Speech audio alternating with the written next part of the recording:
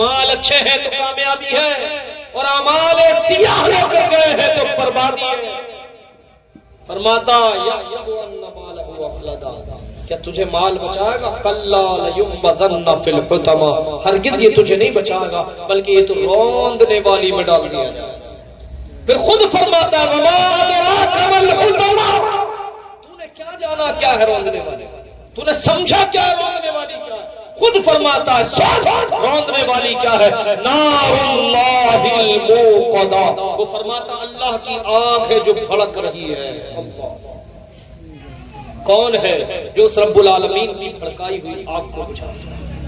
میرے عزیزو، اس آگ کو ہمارے بس کی نہیں ہے۔ اعمال تو اتنے گندے ہیں، اعمال تو اتنے برے ہیں، صبح سے شام تک رب کی نافرمانی اللہ کو بھولے بیٹھے ہیں۔ رمضان کا مہینہ گزرا ہے نا، لگتا تھا کہ مسلمان ہیں، رمضان ختم، نمازی ختم، مسجدیں پھر ویسے ہی جیسے پورے 11 مہینے رہے۔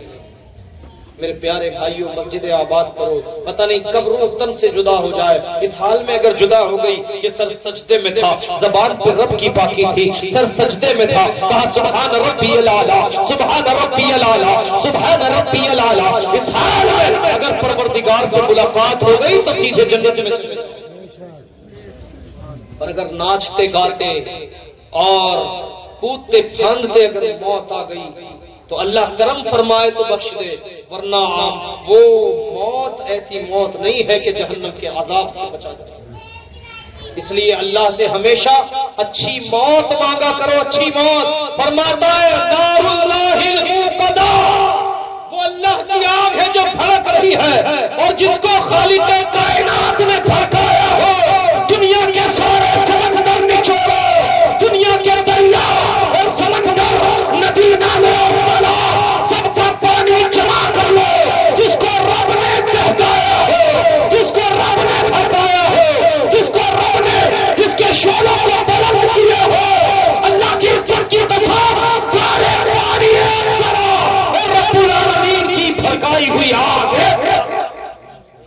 ان پانیوں میں وہ جرت نہیں ہے، سارے سمندر سوکھ جائیں گے، ختم ہو جائیں گے، لیکن دوزخ کی آگ نہیں بجھے گی۔ پھر کیا فرماتا سنیں، التی تطلع علی الافئدہ، وہ تمہارے دلوں پر چڑھ جائے گی۔ اللہ انہا علیہم موصدہ، وہ بند کر دی جائے گی تم پر۔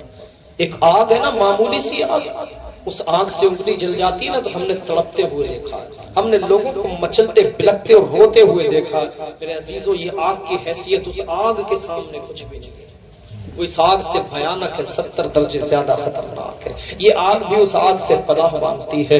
میرے پیارے بھائیو، اللہ کے حبیب صلی اللہ علیہ وسلم ارشاد فرماتے ہیں جب جہنمی کو جہنم میں ڈالا جائے گا نا تو جہنمی کا قد کتنا ہوگا جانتے ہیں؟ جہنمی کے بیٹھنے کی جگہ جہنم کے اندر مکہ اور مدینہ شریف کے درمیان کے فاصلے کے برابر ہوگی۔ اللہ، آپ میں سے بھی الحمدللہ کچھ لوگ مکہ مدینہ کی حاضری کر چکے ہوں گے، ہم نے بھی مکہ مدینہ کی حاضری کی ہے، اللہ قبول فرمائے۔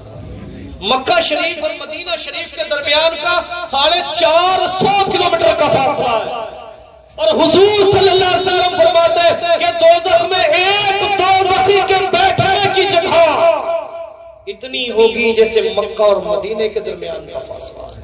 اور ایک داڑ کے بارے میں ارشاد فرمایا، فرماتے ہیں ایک داڑ جہنمی کی احد پہاڑ کے وقت۔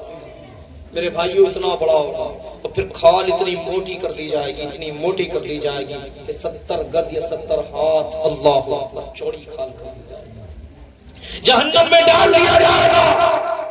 جہنم کی آگ ابال کے رکھ دے گی، جلا کے رکھ دے گی، کھال ادھڑ جائے گی، کھال جسم کی ادھڑ کے گرنے لگے گی، دماغ اس طرح کھول اٹھے گا جس طرح ہانڈی ہم پکاتے ہیں نا، اس میں بھتک آتی ہے، کھولتی ہے۔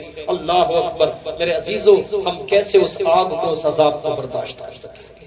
اس لیے اللہ کے واسطے سدھر جاؤ، توبہ کر لو، ابھی یہ موقع غنیمت ہے، یہ موقع ہے، جب تک سانس چل رہی ہے توبہ کا دروازہ کھلا ہے، اور جس دن ملک الموت سامنے آ گئے توبہ بند ہو جائے گا، توبہ کا دروازہ بند ہو جائے گا، پھر توبہ کرنے سے کوئی فائدہ حاصل نہیں۔ ابھی توبہ کر لے بندے، ہے درے توبہ کھلا، ورنہ پچھتائے گا جب پانی گیا سر سے اتر، پھر ہوتے لگنے کے سوا کوئی چارہ باقی نہیں رہے گا۔ نار اللہ الموقدہ، اللہ فرماتا وہ اللہ کی آگ جو بلند ہے، التی تطلع علی الافئدہ انہا علیہم موصدہ، وہ تم پہ بند کی جائے گی، فی عمد ممددہ، وہ لمبے لمبے ستونوں میں تم پر بند کر دی جائے گی۔ میرے بھائیوں، دوزخ سے نکلنا اگر اللہ کرم فرما دے، فضل فرما دے محبوب کے صدقے میں، تو دوزخ کی آگ میں جا کر عذاب سہ کر اگر رب کرم فرما دے تو جہنم سے نکال کے اللہ جنت میں داخل فرما دے گا، اور اگر اللہ نے سخت پکڑ فرمائی تو پھر جہنم سے نکلنے کی گنجائش ہی باقی نہیں ہے۔